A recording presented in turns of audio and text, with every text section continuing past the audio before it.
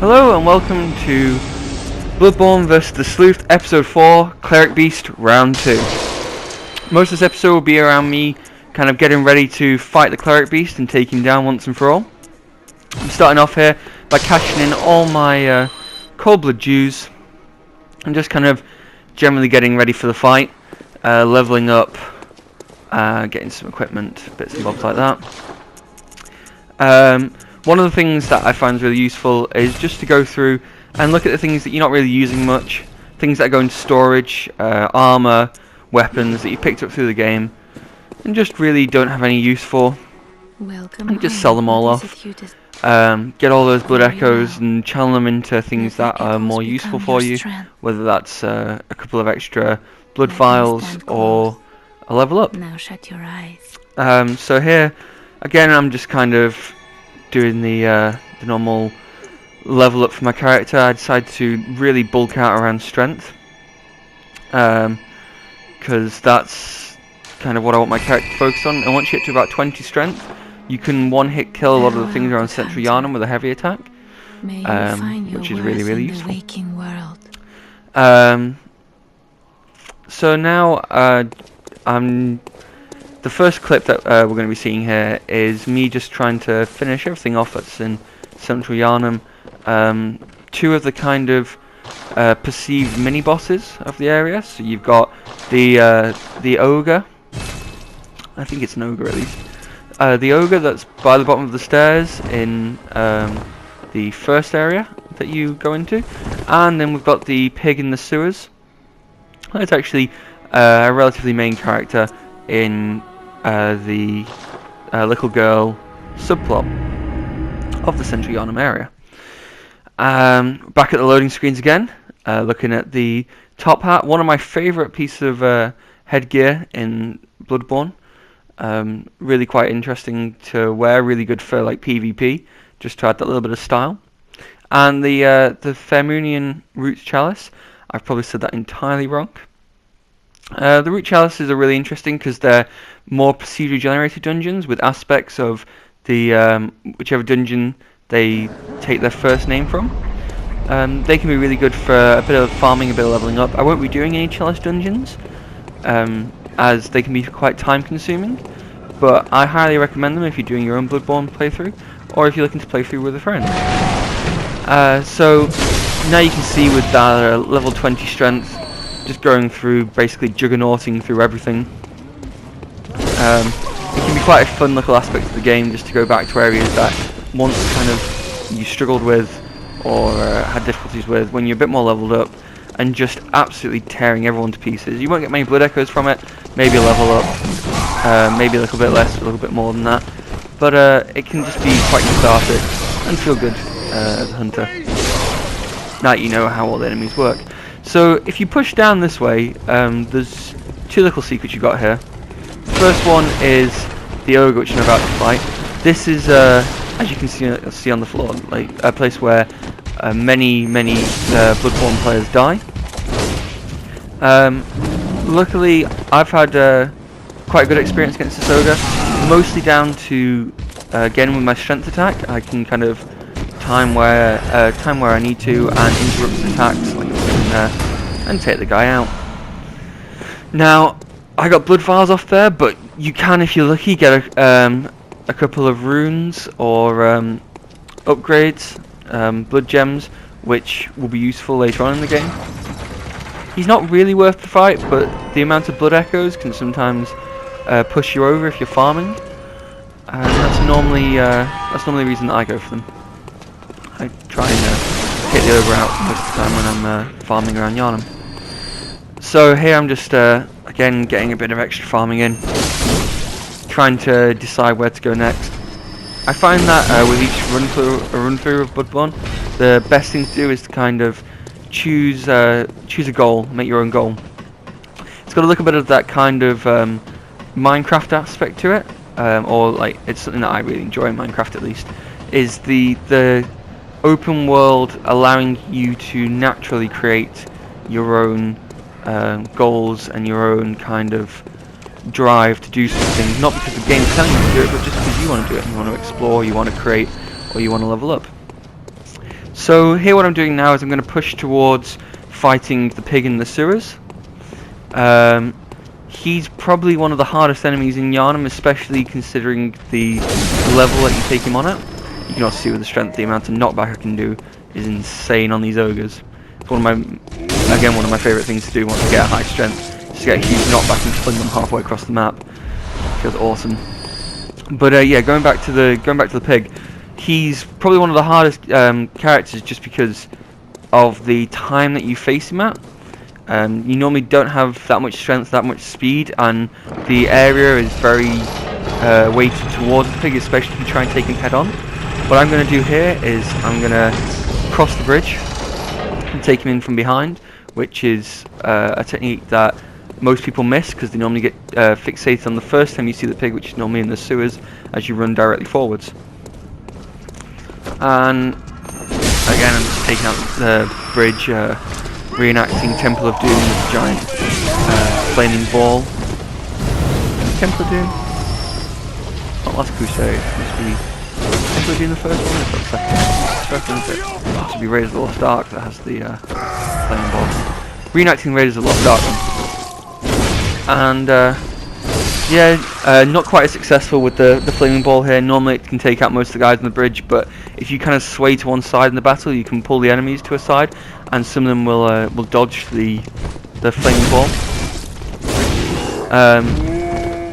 Here I show kind of again the insane knockback, but also how the loss of stamina with the axe can be a really quite major problem. Right, now I'm heading in on my approach on the pig. So the pig has quite a major story aspect with the little girl. After you continue her story a little bit further, she'll go to a safe place that she suggests, and if you suggest Cathedral Ward, which is one of the main hub areas later in the game, she'll wander down this sewer path and get eaten by the pig. And you know this because you find an item of hers on the pig after the pig dies. So as you can see here, even with my high damage, high strength build, I'm not able to do that much to the pig, and he's able to take at least a third of my health bar away in one hit, and his belly flop can be almost whole health bar taken away if he gets it right on top of you. And looking here, he kind of backed into a corner, and I got in behind him, and I get the Saw Hunter badge, which is really, really important, as it gives a couple of extra weapons to be able to buy in the store, which I at least find very useful. And then I'm going to push through the sewers and do a little bit of farming here. So now that I've leveled up my strength, I feel like I can take on the hags. Obviously not with a high attack. Again, like I said, you really need to try and consider what attacks are going to be able to reach down to their level, and what attacks are going to just go over their heads. So a nice low attack like that deals damage to all of them. They're very desynchronized with the attack pattern of the heavy weapon, but I have recently seen one of my friends use a sword cane against them, and they absolutely just get eviscerated. It's a very different type of battle depending on what sort of weapon you're using. This one likes to play dead, which is good because it means that you get the first hit in if you know that she's there. The next part of the hag encounter, which is at the end of the corridor with the large amount of the hags, is quite difficult because they can swarm you in their numbers, and because of the lack of difference between their kind of death animation and their stunned animation, it can be very hard to tell which are dead and which aren't. So as you see, I'm going into it here. This is a really good place to get some quicksilver bullets. I mean, you get 10 of them, even if you're not going to use them in a gun, like me. You can still sell them for a large amount. So what's going on here is I'm taking on the hags. They're a pretty easy fight. Just remember to keep space and make sure that your attack patterns are gonna connect and gonna hit. So this video heads towards me fighting the Cleric Beast for the second time. And that's going to be the next kind of clip that we're going to look at after I finish this run around Yharnam. The Cleric Beast is quite tricky, but I'm going to basically utilize all the kind of tips and tricks I know to fight the Cleric Beast, and kind of pass them on to you so that you can do it as well at home. A lot of people tend to focus on the second enemy in Yharnam, which I'll be looking at in the next couple of videos, because he blocks off most of the rest of the game. But the Cleric Beast is also quite important to fight, and can give you a badge which allows you to buy certain other items in the store, including antidotes, which are really a key item for the rest of the game. And without defeating him, you'll put yourself at quite a disadvantage. Again, just dealing with the ogre here. He's not too hard. Just again, it's about timing. And now pass by where the little girl is. Back to the fountain. Now we're really on the kind of the home path. All I'm doing here is checking this archway, because you can get a little pickup here, another cold blood dew, which is going to be really useful to just getting a little bit closer to that next level up. And every level counts when it comes to fighting the boss monsters, to get that little bit of advantage that's going to make you harder or faster or stronger to kind of to hit. So fighting the ogre as well here. He's distracted with the door, which makes him quite an easy mark for a heavy attack or something stronger. And we get the torch here, and the torch is an interesting secondary weapon, and normally my default at this point in the game, simply because the kind of the fire element is nice, as it can have an effect on certain enemies, causing them to either back away or to recoil. And also with items like the oil that you can pour, that you can throw onto enemies to make them more susceptible to fire attacks, it can pull off into a nice combo. I don't tend to use my secondary weapon very much. That's mostly because I prefer to have the distance of the two-handed form of the axe.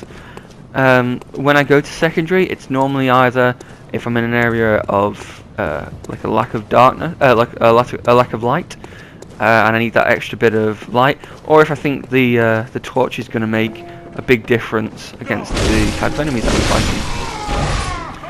I sometimes like to use the torch in this house here, again just for that extra bit of light, but it also can have an effect on some of the humans in the house, even if it's just a line of dialogue. It can still be quite fun to watch and to see. So just pushing right back to the lamp now, and going to go back to the Hunter's Dream and get myself a nice level up and get ready to hit the Cleric Beast on properly. And that was my final farming around Yharnam. Right, so now I'm at the Hunter's Dream, and I've got all my blood echoes, and I'm ready to take the fight to the Cleric Beast. So the last thing you're going to want to do before you go and take on the Cleric Beast is spend everything.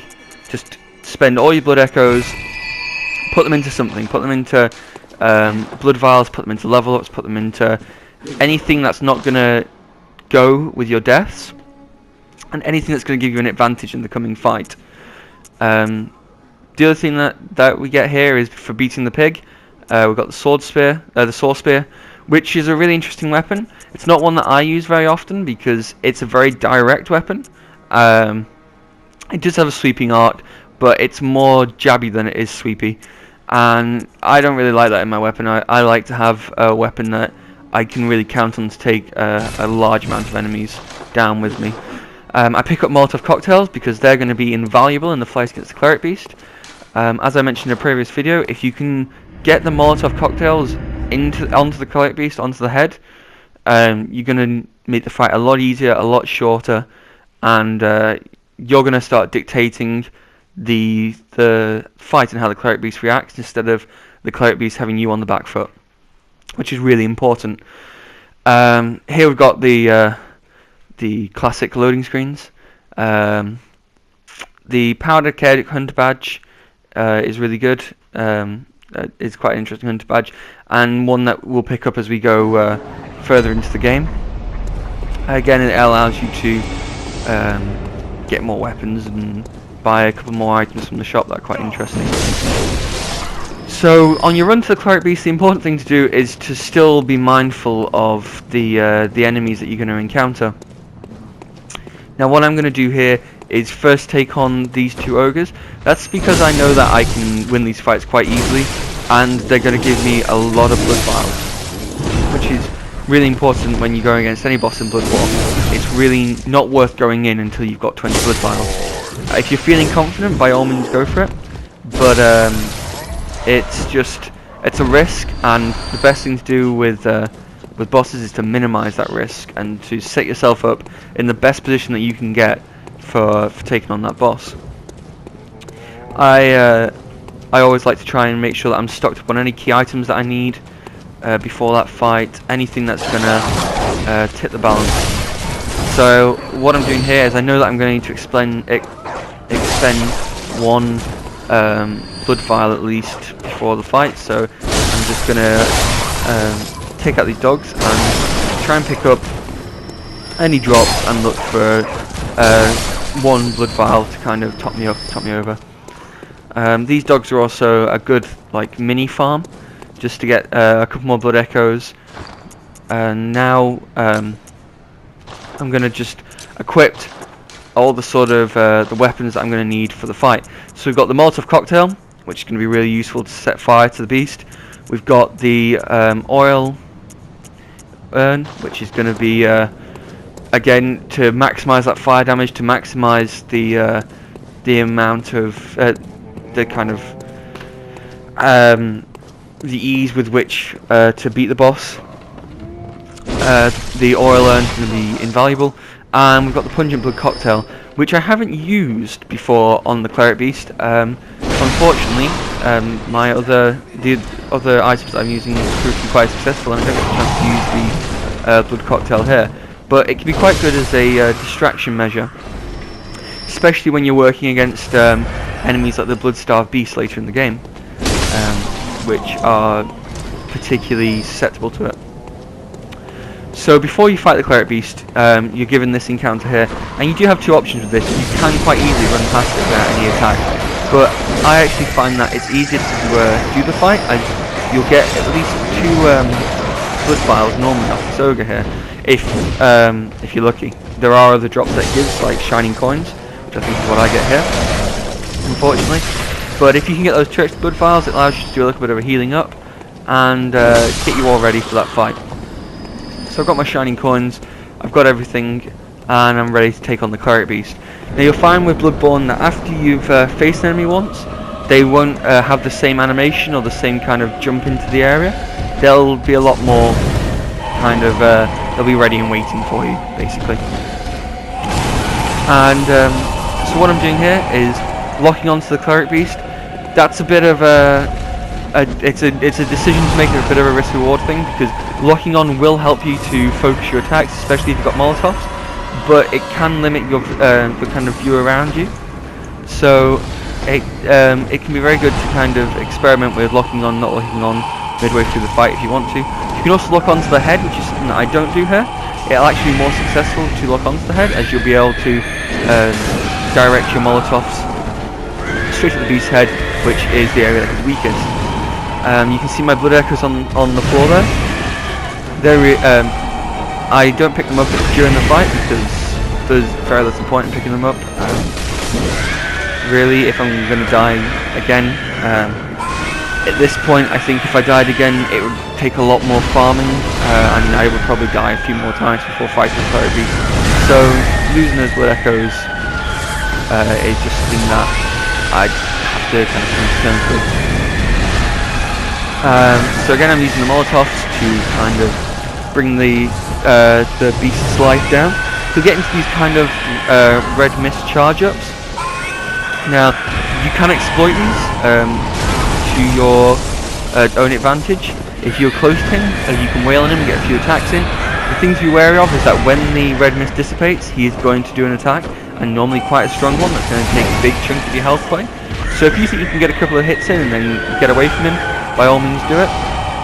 But personally, I like to use the time to equip and kind of work out my battle plan for the next stage of the fight.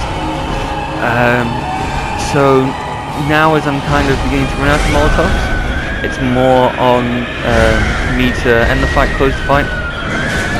And there's lots of ways you can do this. I personally like to try and run through him, so get away from the arms which are doing the damage, and kind of get in behind him, like you can see here, and just get a couple of pop shots. It can take a little bit of time to pull this off, but if you just kind of go in, do an attack, get out, and just keep repeating that over and over, you'll find yourself very quickly taking his health down. Again, one of the most important things in Bloodborne is to always be mindful of your space and kind of space around you, so just keep an eye on that. Now I've got the Cleric beast right down. It's just a case of running in, taking the last bit of damage, and defeating the beast. And there we go, prey slaughtered. And that gives me the Sword Hunter badge, which is really crucial for both a strength build and a speed build, as it can get you a really nice secondary weapon, the Cleric hammer, which I'm going to be exploring in the next episode. That's been episode 4 of Bloodborne vs. Sleuth. I really hope you've enjoyed it. Please like, subscribe, and link to others if you enjoy it. I'll see you tomorrow with another episode, and that's all. Bye.